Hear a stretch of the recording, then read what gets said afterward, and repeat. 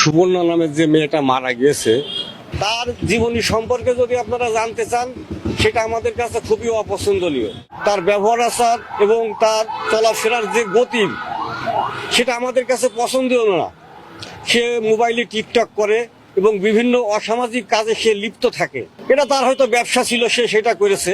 কিন্তু সে যখন আমাদের এই স্থানীয় গোরস্থানের কোনো অংশীদার না, সেক্ষেত্রে তাদেরকে আমরা কিভাবে এখানে তাকে জানাজা করতে বা এখানে আমরা গোরস্থানে মাটি দেওয়ার জন্য এটা আমরা আদেশ করতে পারি? এটা অসম্ভব, এটা সম্ভব না। ওরা বলছে মেয়ে ভালো নাই, মেয়ে নাকি খারাপ। কারণ সিদ্ধান্ত এখন এই জায়গায় বাদ দিয়ে আমরা দেখি অন্য কোনো জায়গায়।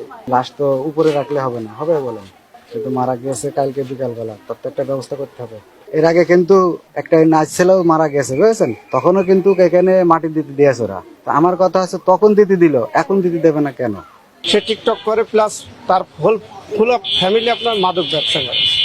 তাদেরকে যদি আমরা সমাজের লোক বলতে চাই, তারা শহরের মস্তান নিয়ে এসে আমাদের মারতে দেয়, বিভিন্ন রকম হুমকি ধমকি দেয়। সেজন্য আমাদের সমাজ, আমাদের এলাকায় আমাদের মাদক দিতে দেয়। সবই তো মাটি হচ্ছে। এখন কমিটিদের কাছে কোথায় এলো টাকা, এই যে জমি কিনছে, এখানে তো দলকদের তার সরকারি গোরস্থান নেই। এখানে নিজে গোরস্থান নতুন করে সব কেনাকাটা হচ্ছে, বুঝেছো?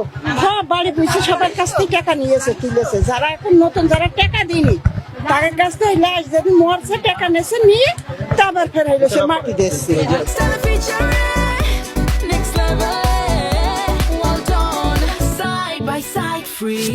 মেয়েটা আসলে তো এই স্থানে নাই, ফ্যামিলিটা খারাপ, ওই মেয়েটা চরিত্রটা সেমন ভালো নাই। আমরা চাইনি আমাদের এই মহল্লা গোরস্থানের মাটি দেওয়ার জন্য ইয়ে করবো না।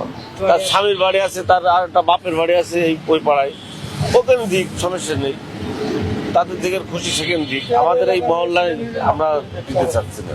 যে মেয়েটা মারা গেছে আসলে আমাদের কিন্তু